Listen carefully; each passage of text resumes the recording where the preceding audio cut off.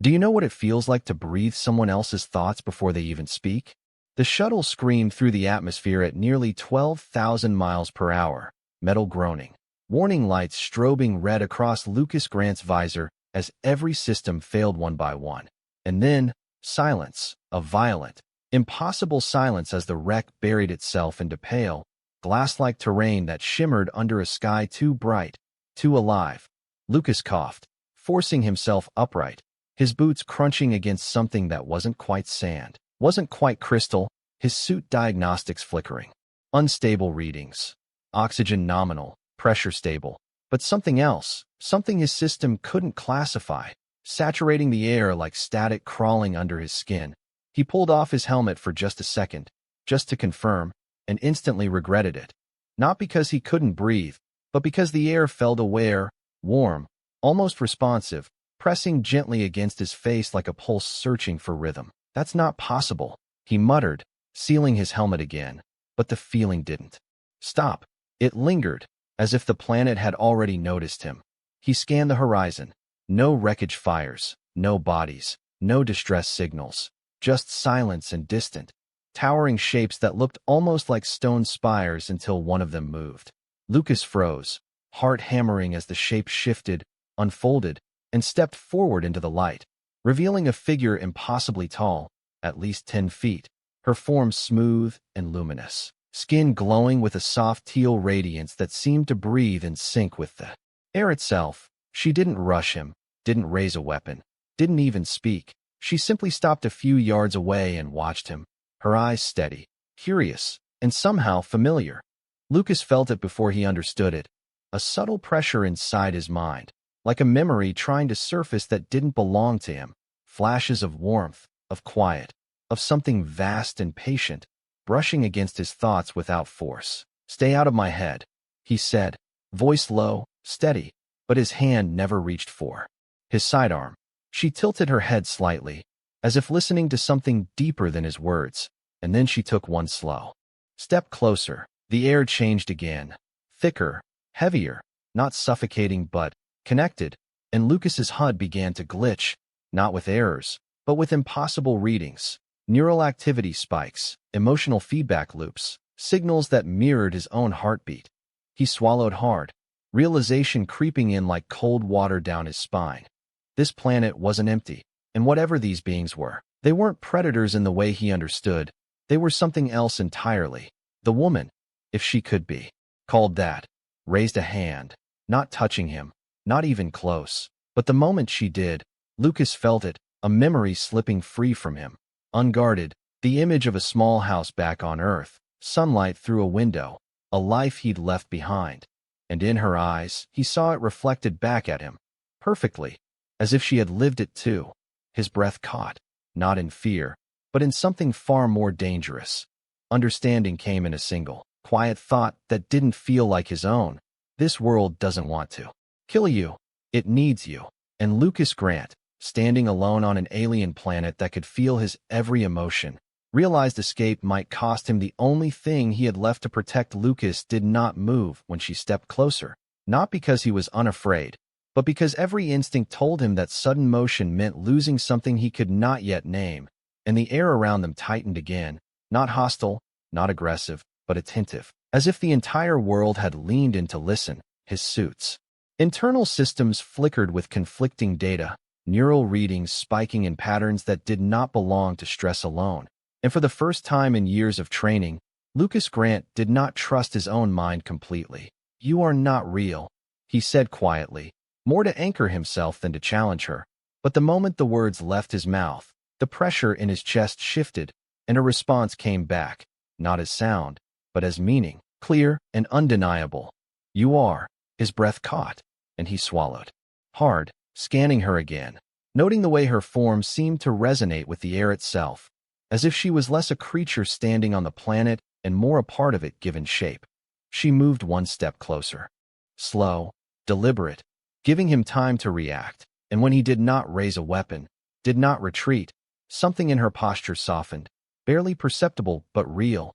Lucas felt it again, that strange pull behind his thoughts, not forceful, not invasive, but inviting, like a door left open in a place he had forgotten existed, and fragments slipped through before he could stop them. The hum of an engine bay, the echo of laughter from a squad long gone, the quiet weight of isolation that had followed him across light years. Her eyes reflected it all, not as images, but as understanding, and that was what unsettled him most. "You are reading me," he said, voice steady but lower now, measured, and this time the answer came faster, smoother. Not reading, sharing. The word lingered in his mind, not spoken, not heard, but felt, and Lucas clenched his jaw, forcing himself to think clearly, to compartmentalize, to regain control. But even that felt thinner here, like the rules he had relied on were suggestions rather than laws. He took a careful step back, testing the distance, and the connection stretched but did not break, a subtle tension that remained between them, invisible yet undeniable. "If this is how your species communicates," he said, more composed now, "then you need to stop." And for a moment, the air stilled completely, the pressure easing just enough for him to feel the absence of it, like silence after a constant noise. She lowered her hand slightly, and the pull receded.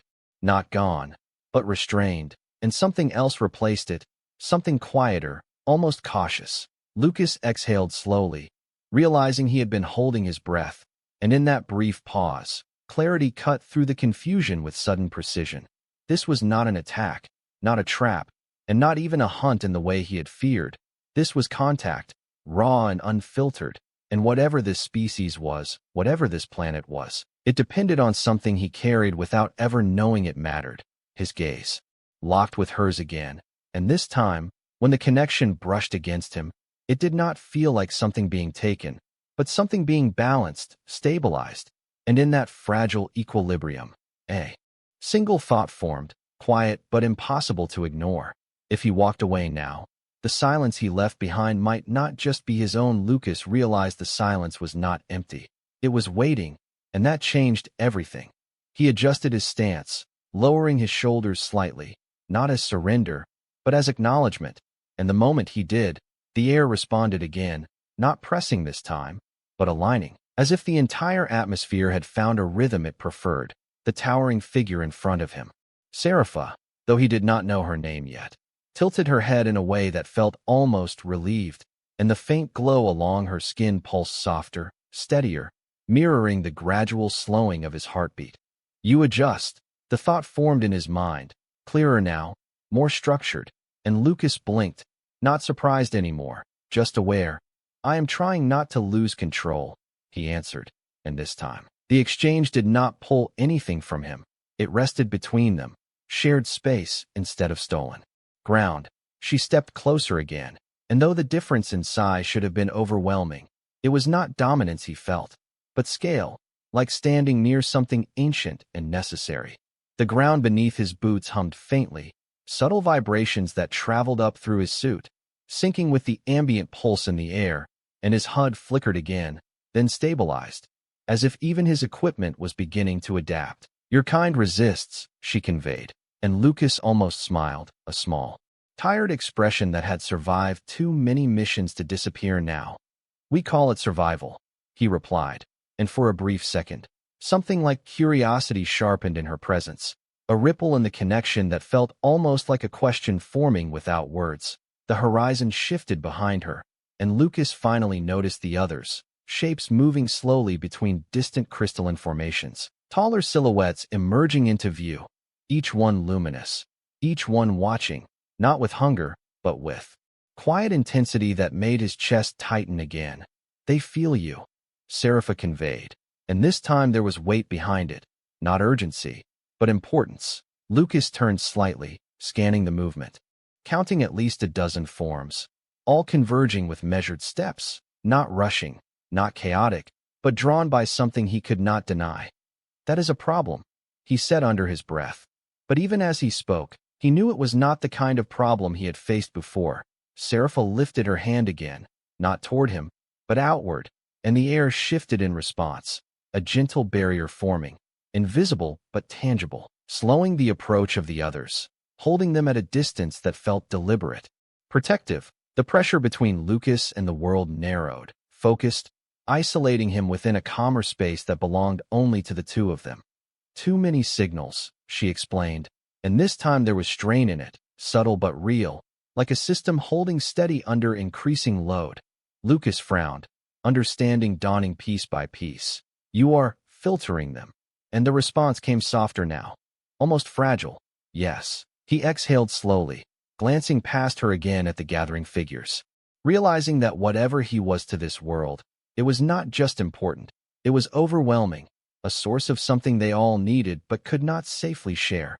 He looked back at her, at the controlled steadiness in her posture, the way she alone held the balance intact, and a new thought settled in, heavier than the last, quieter but far more dangerous. She was not just part of this world. She was the only reason it had not already taken him entirely, and for the first time since the crash. Lucas Grant understood that survival here did not depend on escaping the planet. It depended on trusting the one being strong enough to stand between him and everything else. Lucas did not realize he was moving until the ground beneath his boots shifted again, not physically, but rhythmically, guiding rather than forcing.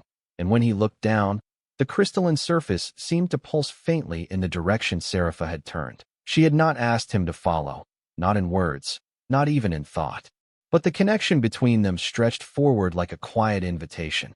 And for reasons he could not fully explain, Lucas took a step, then another, his suit registering stable vitals despite the constant, low-level interference that should have triggered alarms. The distant figures remained at the edge of that invisible boundary, their presence steady, watchful, but no longer advancing, as if some unspoken rule held them back, and Lucas understood that rule was standing right in front of him.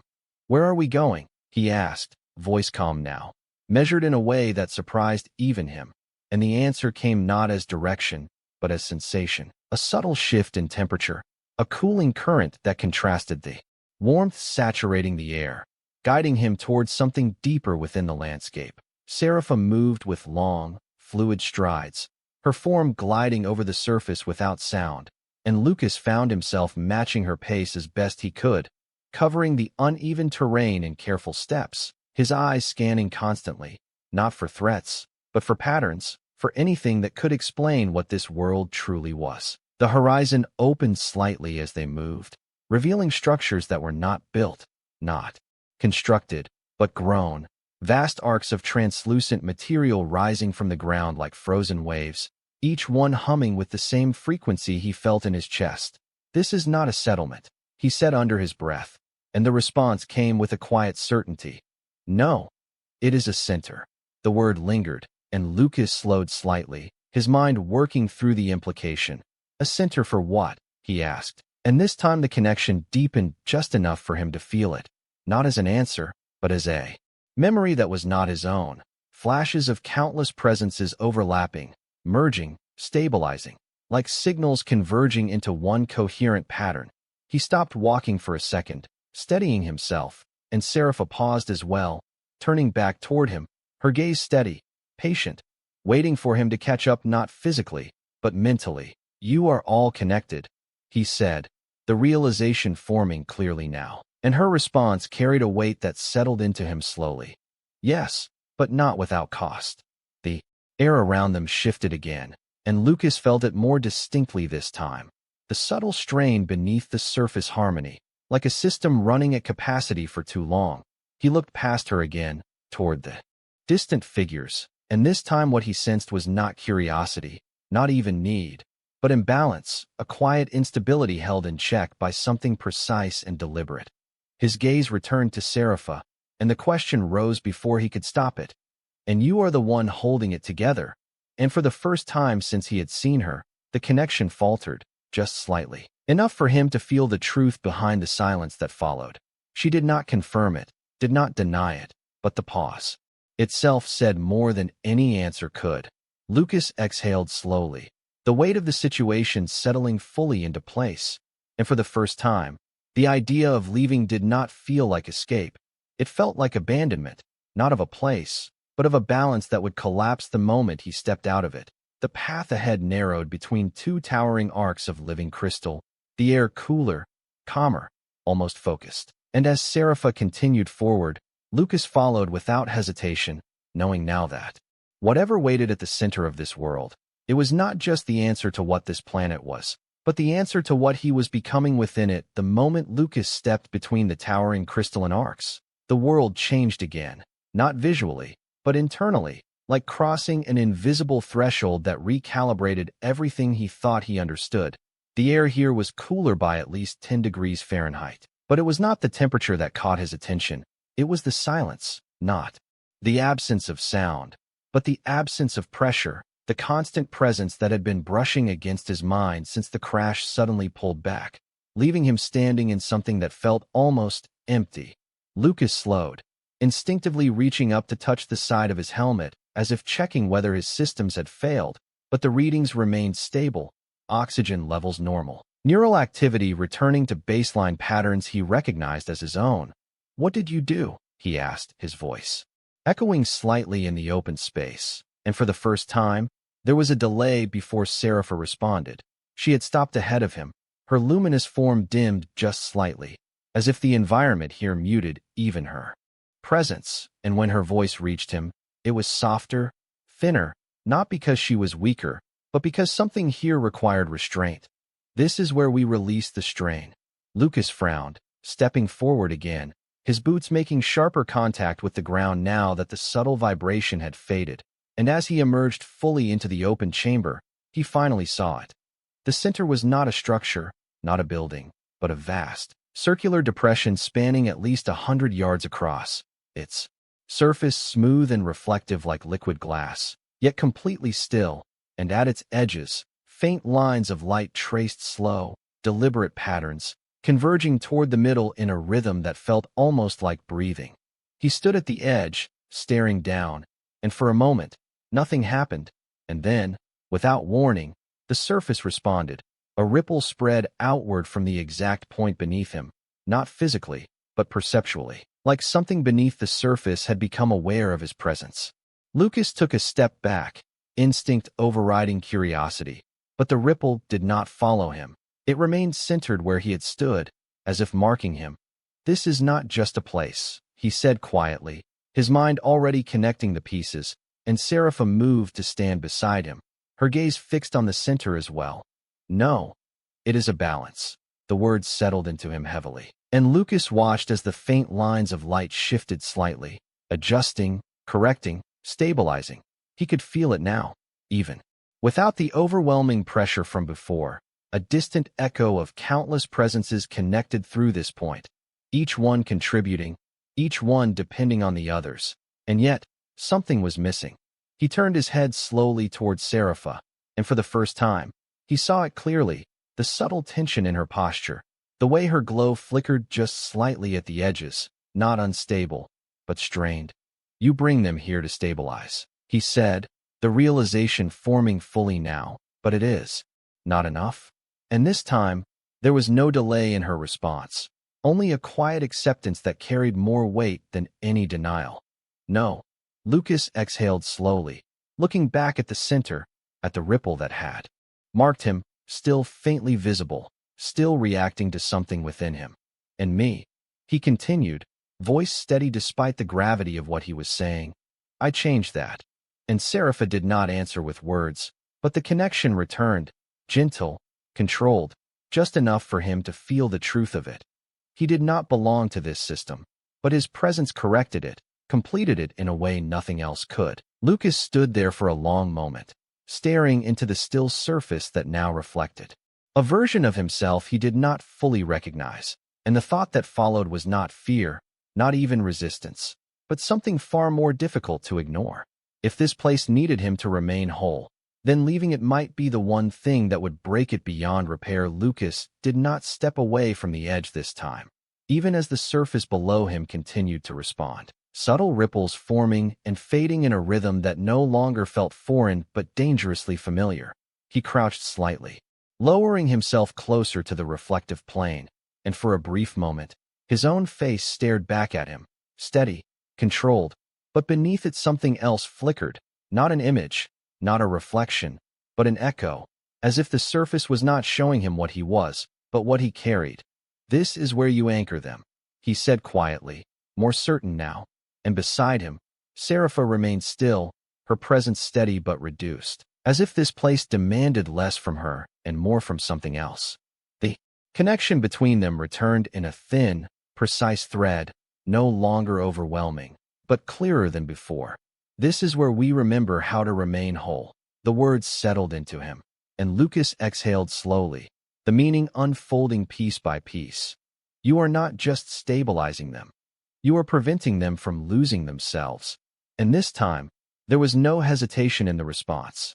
Yes, he nodded once, almost to himself, and shifted his weight, testing the edge of the surface with one gloved hand, expecting resistance, expecting something solid.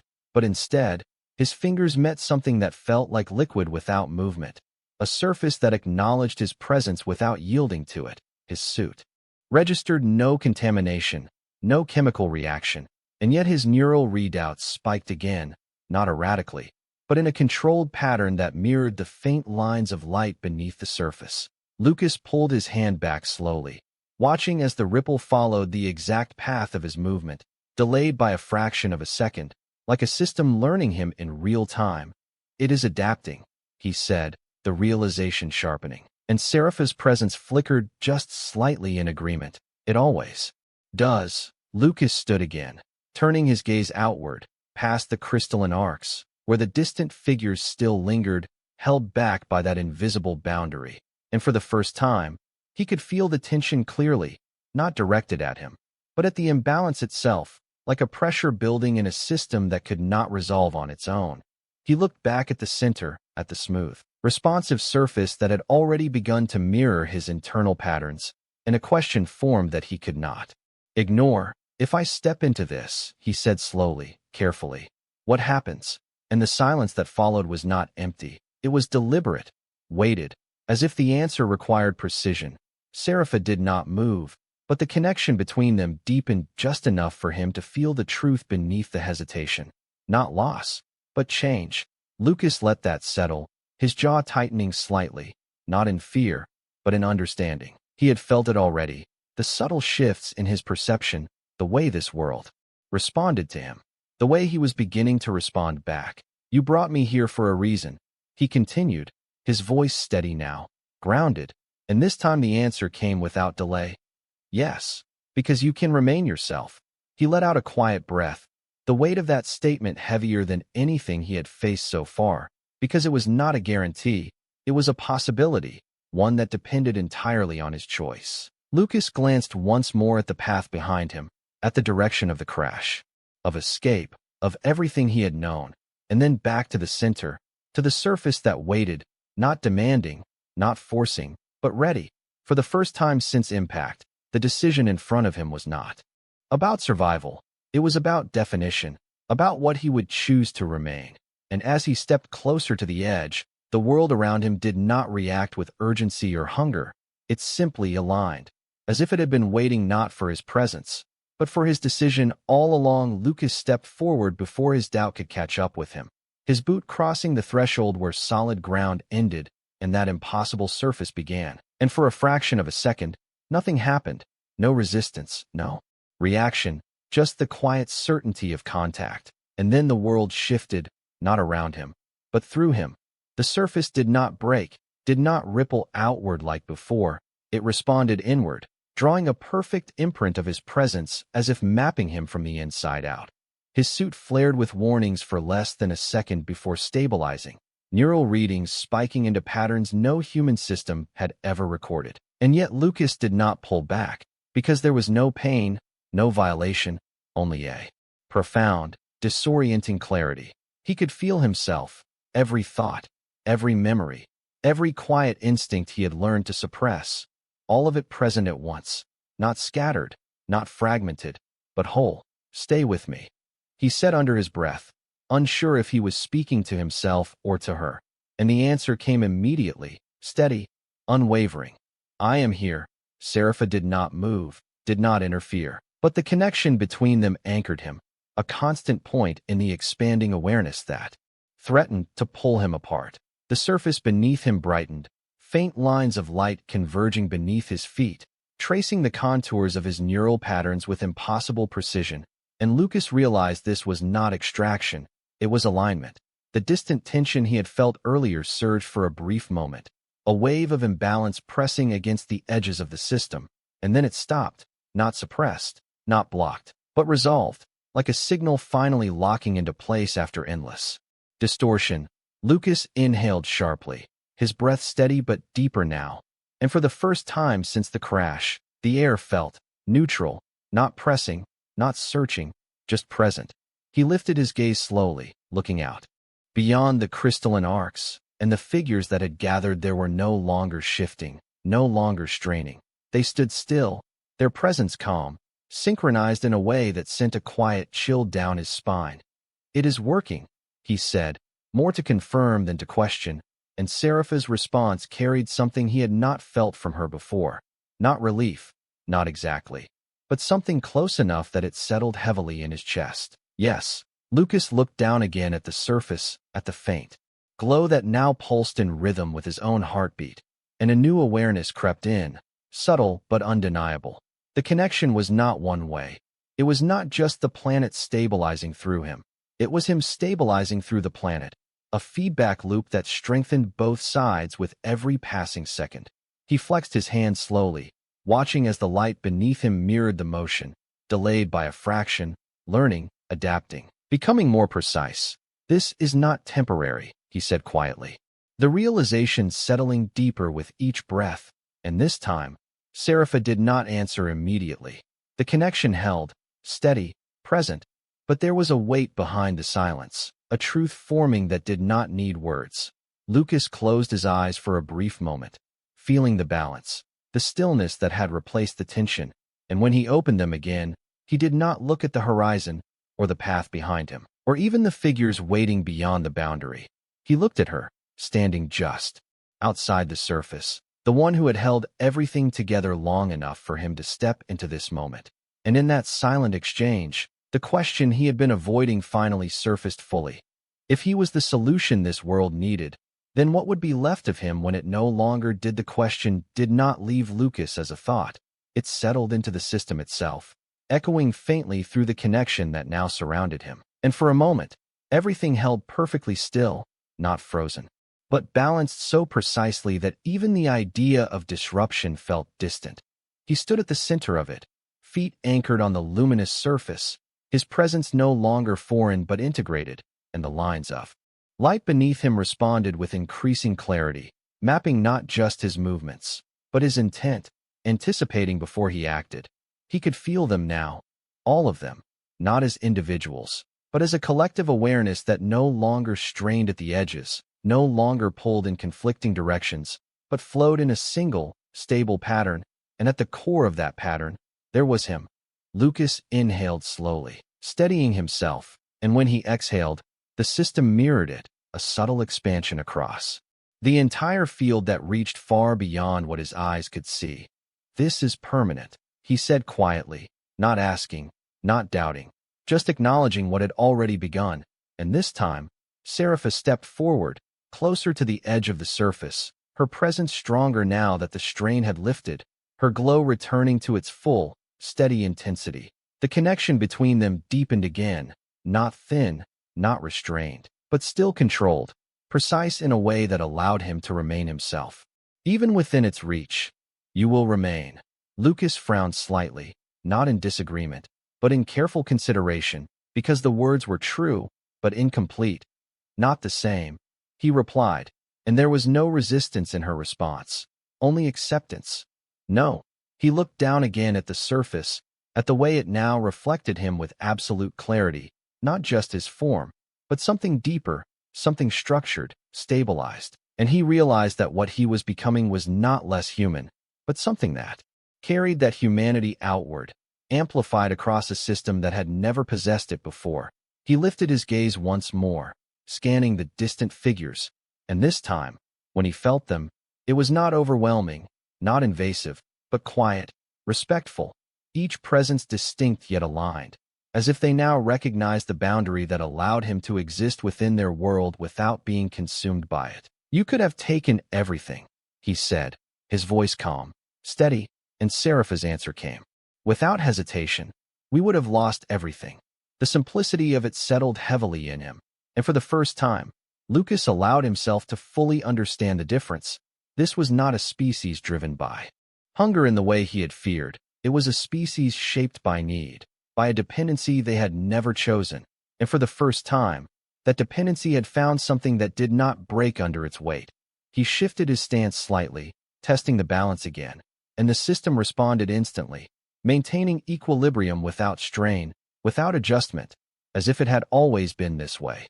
Then this is the only way, he said, not as a conclusion, but as a decision, and the connection between them held steady. No surge, no pull, just a quiet acknowledgement that required no confirmation. Lucas Grant stood at the center of an alien world that no longer felt alien. And for the first time since his shuttle had fallen out of the sky, he understood that escape was never the answer, because leaving would have restored the imbalance he had just erased. And as he looked at Serapha one last time before turning his gaze outward, he realized something else, something far more unsettling than the idea of being changed. He did not feel trapped. He felt necessary. Years later, no one could say exactly when the signal first appeared on deep space scanners, only that it did not match any known frequency. And yet every system that detected it described the same thing. Not interference, not noise, but a pattern, steady, deliberate, almost human. The rescue vessel Artemis drifted into low orbit, its instruments struggling to classify what lay below, a planet that should have been unstable, its biofield chaotic beyond sustainability. And yet now it pulsed with perfect coherence, like a single mind breathing across an entire world. Commander Hale stood at the observation deck, staring down at the surface, at the vast crystalline formations that reflected starlight in slow, rhythmic waves, and at the center of it all, a faint, luminous convergence point that the sensors could not fully map.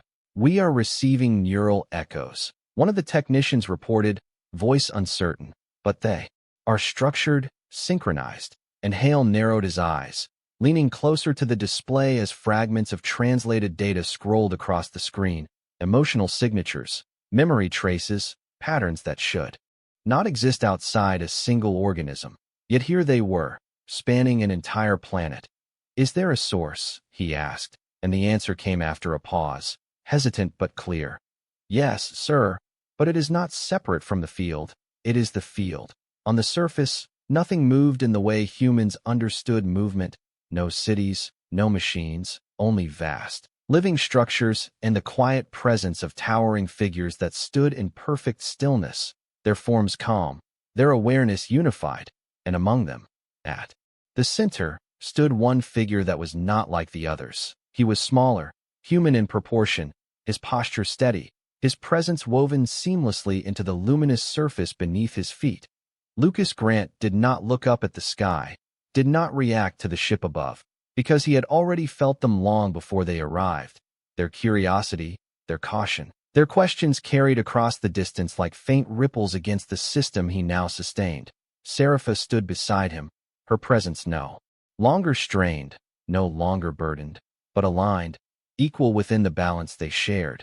And through her, he could feel the others, not as a demand, not as a need, but as a quiet harmony that no longer threatened to collapse.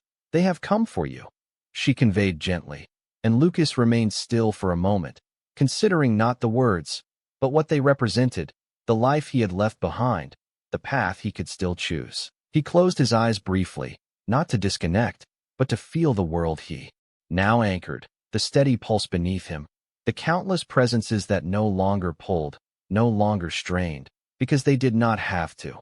When he opened them again, he did not look at the sky.